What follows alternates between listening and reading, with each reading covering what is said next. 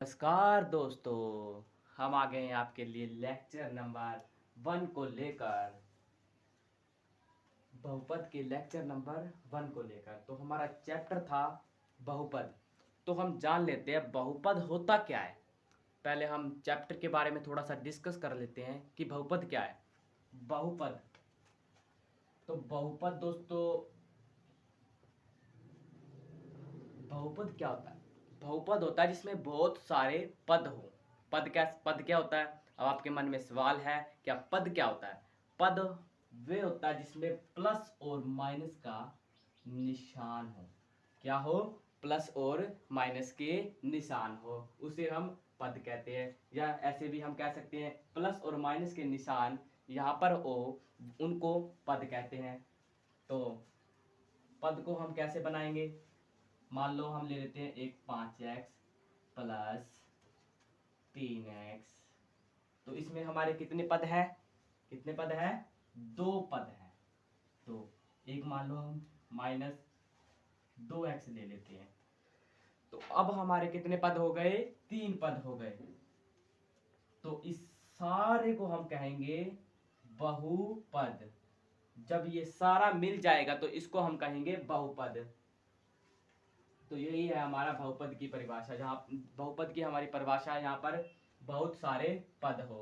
ठीक है, तो इसमें हमारा आता है एक चर। क्या आता है? चर। फिर आता है हमारा अचर। तो इस वीडियो में हम इन दो चीजों के बारे में डिस्कस करेंगे। ये चर और अचर क्या है? चर और अचर क्या है?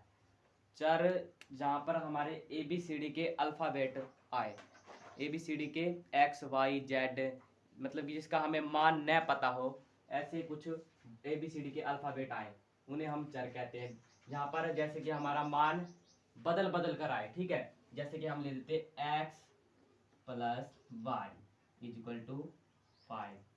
X plus Y is equal to 5। तो हम यहाँ पर x की जगह अगर 1 ले लें और y को हम ले लें 4, तो हमारा आएगा 5। अगर मान लो हम x को 2 ले लें और y को 3 ले लें, तो भी हमारा कितना आएगा? 5 आएगा। मतलब हम x और y की जगह पर कुछ भी ले सकते हैं, मतलब कि इसके मान बदल बदल कर आ सकते हैं, उसे हम चर कहते हैं। ठीक है, और दूसरा है हमारा अचर। अचर क्या है? पहले हम चर की परिभाषा लिख लेते हैं। जिसका मान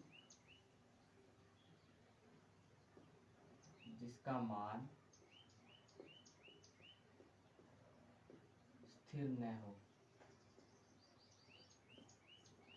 मतलब कि उसका मतलब स्थिर नहीं होता, उसका मान कोई भी फिक्स मान नहीं होता, उसका मान हम कुछ भी ले सकते हैं। ठीक है, और हम अब अचर के बारे में थोड़ा सा बता देता हूँ आपको। अचर क्या होता है? अचर गिनती के जो 1 2 3 4 ऐसे अक्षर होते हैं हमारी गिनती में, जो भी 1 2 3 4 5, हमने दोस्तों चर के बारे में जान लिया था जिसका मान स्थिर न हो।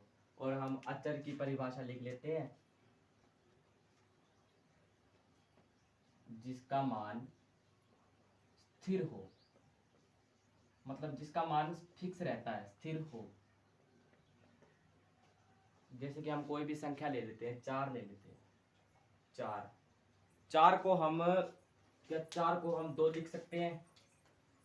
नहीं लिख सकते, क्योंकि 4 हमारा फिक्स ही है। तो 4 को हम 4 ही लिख सकते हैं, मतलब उसका मान फिक्स ही रहता है, उसे हम अचर कहते हैं।